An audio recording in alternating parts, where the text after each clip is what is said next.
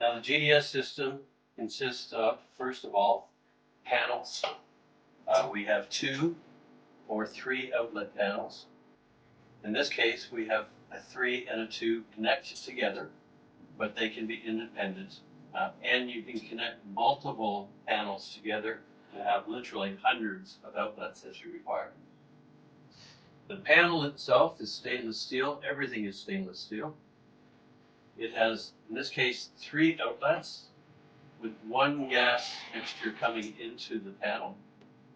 And then we have shut-off valves. As you can see, this is shut off, this is shut off, this is on, at each location for safety factor. At each individual outlet, there is a C10 valve, which is the same C10 valve as you would have in your disposable cylinders that you're probably presently using. That C10 valve allows us to connect a fixed flow regulator or an on-demand flow regulator in any port. So we could have 5 fixed flow regulators at a half-liter flow rate per minute, or we can have combinations thereof. And of course, as you know, that depends on the type of instrument. If you have a diffusion instrument, then a fixed flow regulator is required. If you have a pump instrument, then an on-demand flow regulator is required.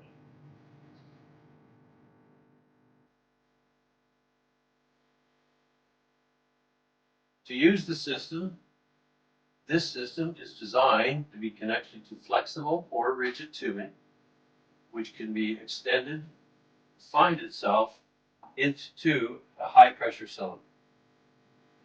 In this case, we have a 750 liter high pressure cylinder, or a 5 liter cylinder by water volume. It's connected to a high pressure regulator, and then of course the flexible stainless steel hosing, which runs through the panel. In this case, we have a 4-gas mixture of H2S, CO, methane, and oxygen.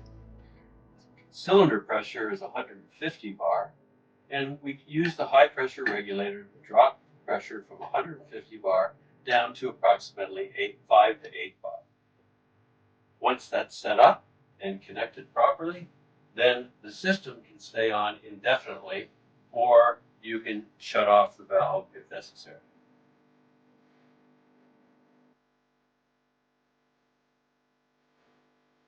So we turn on the gas valve, we've set our pressure, then running the gas through to the gas distribution system, the GDS 100. And at this point, we have a fixed flow regulator connected, and we have a diffusion instrument, which we can then insert.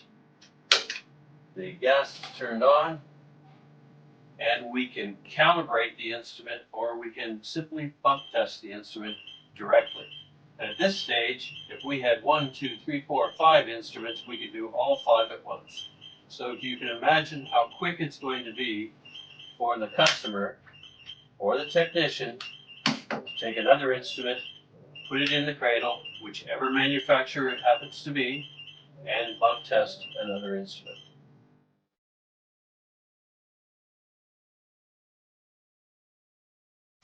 So to repeat, the GDS 100 system is a combination of panels, 2 outlet panels or 3, which you can connect together to have as many outlets as you require. You can put in any type of regulator that is compatible with the C10 valve, so fixed flow regulator, an on-demand flow regulator, push button, variable flow regulator, all can be screwed into these ports. The panels are connected through flexible or rigid tubing back to a high pressure regulator to the high pressure cylinder. Then again, we're taking 150 bar or 4-gas mixture, dropping it down to about 8 to 10 bar, flowing it through the tube, the hosing to the panel, and every outlet is then available for bump testing. So again, if I wish to bump test, I can turn on the gas, insert the instrument into the cradle. It will bump test the instrument automatically, drive it into alarm.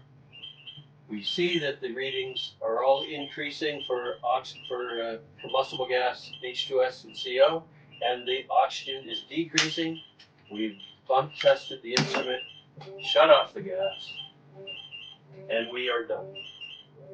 The same process would occur if you're calibrating. Obviously, it'll take longer for calibration, but we could then have 5 instruments, calibrate all 5 at once. This is a massive time saver and cost per liter saver. Always remember, the issue of calibration gas is about the cost per liter, not the cost of the cylinder, the cost per liter.